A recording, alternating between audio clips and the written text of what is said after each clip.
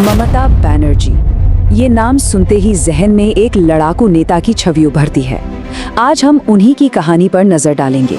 एक ऐसी कहानी जो कोलकाता की सड़कों से शुरू हुई और भारत की सबसे ताकतवर राजनेताओं में से एक बनने तक पहुंची। तो चलिए शुरू करते हैं। बात है 1977 की। देश में इंदिरा गांधी के खिलाफ माहौल बना हुआ था और बड़े नेता जयप्रकाश नारायण, जिन्हें जेपी भी कहते हैं, कोलकाता में एक रैली करने पहुंचे थे। तभी सोचिए, एक 22 साल की लड़की ममता बनर्जी अचानक से उनके काफिले के सामने सड़क पर लेट जाती है।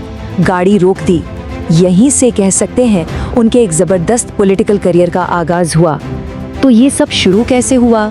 उनकी कहानी की शुरुआत होती है सड़कों से। उनका शुरुआती जीवन काफी संघर्षों से भरा था और शायद इसी स्ट्रगल ने उस फाइटिंग स्पिरिट को जन्म दिया जो बाद में उनकी पहचान बनी। सोचिए, जब ममता सिर्फ 17 साल की थी, उनके पिता गुजर गए और परिवार की पूरी जिम्मेदारी उनके कंधों पर आ गई। उनका रूटीन सुनकर आप हैरान रह जाएंगे। सुबह 3:30 बजे उठना, घर का सारा काम करना, फिर स्कूल जाना, बच्चों को ट्यूशन पढ़ाना और तो और एक मिल्क डिपो में भी काम करना। ये वो मुश्किल वक्त था जिसने उन्हें, कहना चाहिए कि अंदर से एकदम फौलादी बना दिया।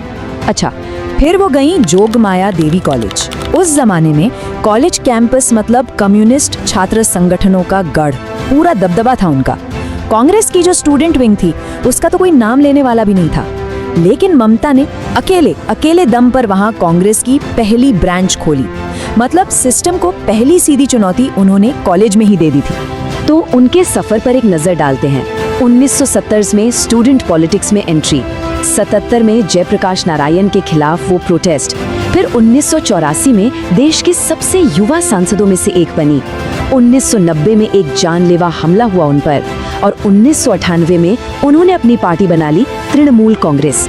तो चलिए एक एक करके देखते हैं कि ये सब हुआ कैसे। अब बात करते हैं 1984 के लोकसभा चुनाव की। ये एक तरह से डेविड और गोलियत की लड़ाई थी। एक तरफ कौन? सीपीआईएम के दिग्गज नेता सोमनाथ चैटर्जी, जादवपुर की सीट तो मानो उनका किला थी, और दूसरी तरफ एक युवा, जोशीली और जिसे कोई जानता भी नहीं था ऐसी उम्मीदवार ममता बनर्जी। और ममता का कैंपेन करने का तरीका एकदम हटके। उन्होंने एक सीरियस एस्टैब्लिश्ड नेता के खिलाफ पॉलिटिक्स को पर्सनल और इमोशनल बना दिया। वो चैटर्जी को मामा बुलाती थीं, मजाक में कहती थीं कि जब वो आशीर्वाद लेने गईं तो मामा ने उन पर कुत्ते छोड़ दिए। अरे इतना ही नहीं, वो अपने पोस्टर तक खुद बनाती थीं। इन सब चीजों से क्या हुआ?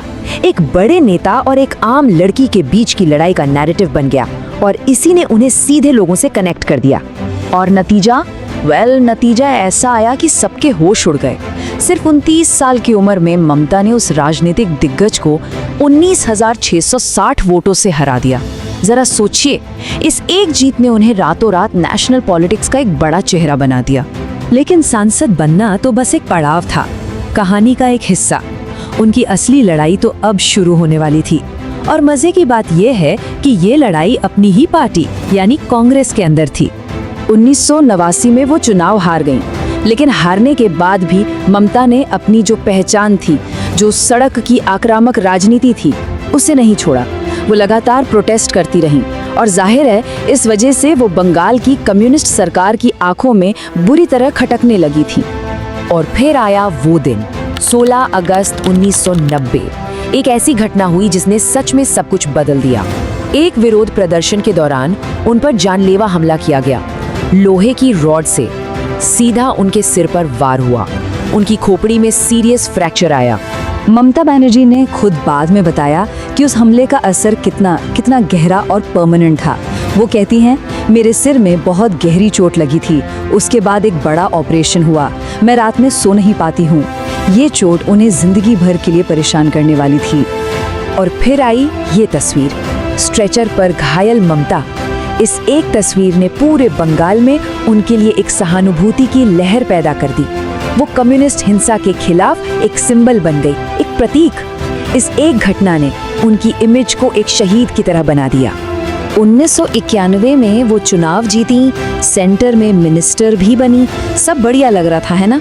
लेकिन बंगाल में अपनी ही पार्टी के बड़े बड़े नेताओं, खास तौर पर प्रणब मुखर्जी जैसे दिग्गजों के साथ उनके रिश्ते वो लगातार खराब होते जा रहे थे।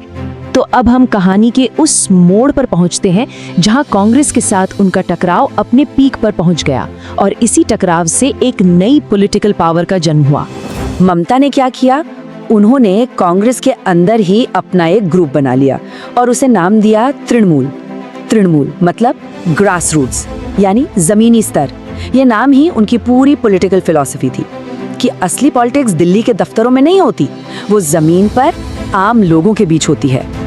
तो कांग्रेस से ये रिश्ता टूटा कैसे? स्टेप बाय स्टेप देखते हैं। सबसे पहले उन्होंने बंगाल कांग्रेस पर ही आरोप लगा दिया कि वो तो सीपीआई-एम की बी टीम है।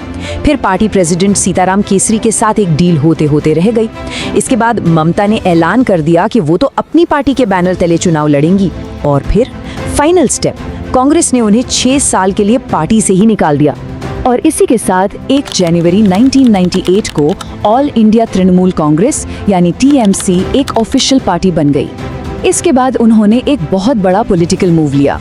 उन्होंने बीजेपी के साथ गठबंधन किया और अटल बिहारी वाजपेयी की सरकार में वो बनी भारत की पहली महिला रेल मंत्री। चलिए अब आते हैं कहानी के आखिरी और शायद सबसे अहम हिस्से पर, सिंगूर से सत्ता तक का सफर।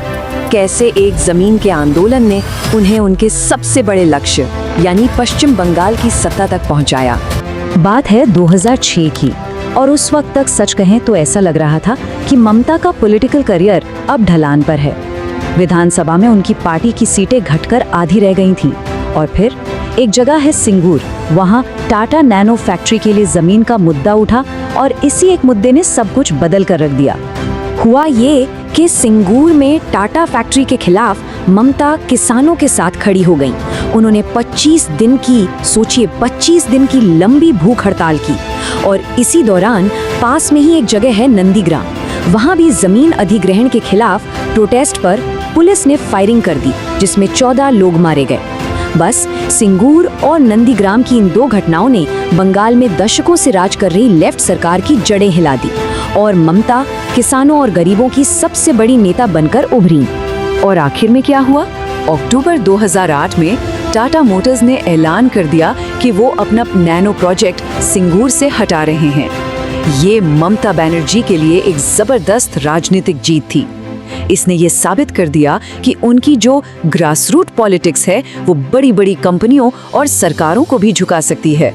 और इस जीत का असर वो तो 2011 के विधानसभा चुनावों में दिखा। और क्या असर दिखा? ममता के गठबंधन को 294 में से 227 सीटें मिली और 34 साल से राज कर रही लेफ्ट फ्रंट सिमट कर रह गई सिर्फ 62 सीटों पर। ये पश्चिम बंगाल की राजनीति में सचमुच एक युग का अंत था।